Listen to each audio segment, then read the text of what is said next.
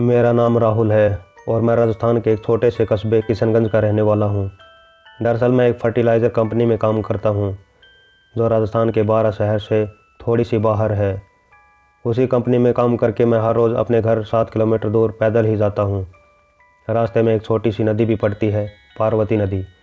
मैं लगभग हर रोज़ 7 या 8 बजे तक निकल जाया करता था और घर पर 9 बजे तक पहुँच जाया करता था।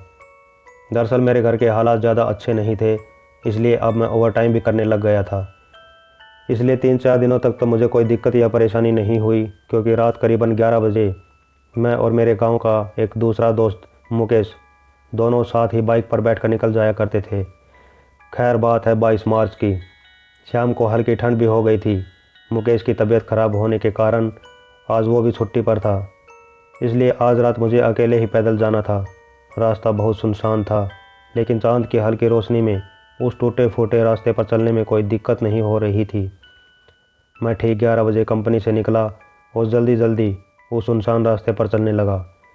दरअसल मुझे बीड़ी पीने का शौक़ था, लेकिन कंपनी में बीड़ी पीना मना था, इसलिए हम लोग बाहर आकर ही बीड़ी खरीदते थे, लेकिन आज कोई दुकान भी खुली नहीं थी। मैं जल्दी जल्दी चलकर घर जा ही रहा था कि उस पार्वती नदी के पुलिये के पास मुझे एक साधु बीड़ी पीते हुए दिखाई दिया। उस साधु को बीड़ी पीते देख मुझे भी बीड़ी पीने की इच्छा हुई, तो मैंने वही पुलिये के पास खड़े साधु से बीड़ी मांगने की इच्छा जाहिर की। इस पर वह अजीबोगरीब तरीके से मेरी तरफ देखने लगा। कुछ देर देखने के बाद जब मैं चलने को हुआ तो उस साधु ने मेरी तरफ बीड़ी का पैकेट बढ़ाकर कहा, जल्दी से ले लो और निकल जाओ यहाँ से, नहीं तो जान से हाथ धो बैठोगे। मैंने पूछा, ऐसा क्यों कह रहे हो आप, और ऐसा क्या है यहाँ पर? इस पर उस साधु बाबा ने कहा, देखो बेटा, यहाँ पर रात 12 बजे पुलिये की चुड़ैल आती है। अगर उसने तुम्हें यहाँ पर देख लिया तो तुम्हें मार कर ही दम लेगी। इस पर साधु बाबा की बात सुनकर मुझे हंसी आ गई और कहा कि मैं इन सब बातों को नहीं मानता, भूत प्रेत जैसा इस दुनिया में कुछ नहीं होता। तो इस पर उस साधु बाबा ने कहा कि काफ़ी साल पहले की बात है, इस पुलिये से नदी में कूदकर पास के ही गांव की एक लड़की को मार दिया गया था। वही लड़की अब यहाँ पर चुड़ैल बनकर घूमती रहती है। तुम्हारे पास अभी भी समय है, निकल जाओ यहाँ से, नहीं तो उस साधु बाबा ने इतना कहा ही था कि मुझे कुछ अजीब तरीके से गुर्राने जैसी आवाज़ें सुनाई देने लगी। अब मुझे थोड़ा डर लगने लगा था। फिर अचानक से वह आवाज़ गुर्राने की जगह रोने में बदल गई और ऐसा लग रहा था जैसे कोई औरत बुरी तरह से रो रही हो। मेरे पैर वहीं जम गए। फिर एकदम से ऐसा लगा जैसे कोई उस नदी में कूद गया हो।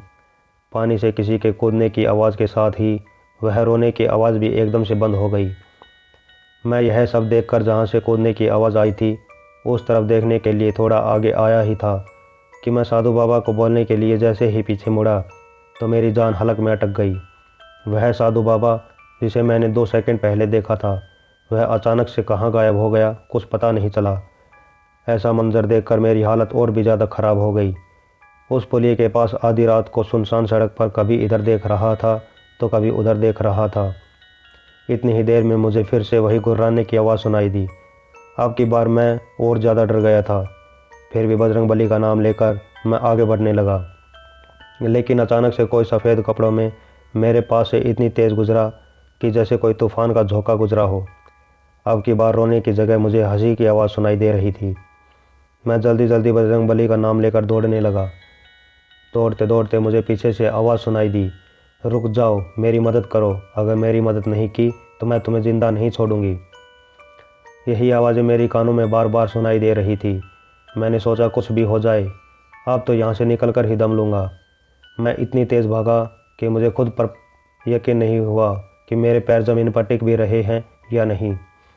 थोड़ी दूर जाने पर मुझे एक मंदिर दिखाई दिया।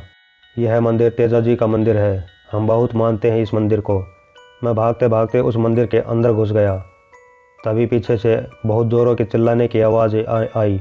वह आवाज़ उस लड़की की थी जो मेरे पीछे पड़ी हुई थी। मंदिर के अंदर मुझे पुजारी ने संभाला और पानी पिलाया और रात को रुकने की सलाह भी दी। सुबह जब पुजारी से मैंने पूछा कि वो रात को सब क्या कुछ घटित हुआ था, तो पुजारी ने बताया कि काफ़ी साल पहले एक लड़के ने एक लड़की को प्यार के जाल में फंसाकर यहाँ पर लाकर उस नदी में धक्का देकर मार दिया। क्योंकि वह लड़का शादीशुदा था, वह बस उस लड़की के शरीर से प्यार करता था, न कि उस लड़की के मन से। लेकिन जब लड़की ने उसे शादी करने को कहा तो लड़के ने मना कर दिया। लड़की बार बार इसी बात को लेकर उस लड़के के साथ झगड़ा किया करती थी। एक रात जब वो दोनों इस नदी के पुल से जा रहे थे तब बात कुछ ज़्यादा ही बिगड़ गई। तो लड़के ने उस लड़की से पीछा छुड़ाने के लिए उस लड़की को नदी में धक्का दे दिया, जिससे उसकी मौत हो गई।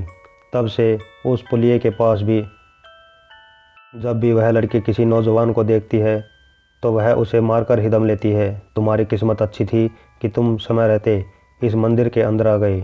जय बाबा तेजा महाराज की। तो दोस्तों, यह थी आज की कहानी। अगर आपको हमारे द्वारा सुनाई गई कहानियाँ अच्छी लगती हैं तो इन कहानियों को लाइक करना न भूलें। और अगर आप आगे इसी प्रकार की रहस्यमय भूतिया कहानी सुनना चाहते हैं तो इस चैनल को सब्सक्राइब ज़रूर कर लें। तो चलिए मिलते हैं अगली कहानी में। तब तक के लिए गुड बाय।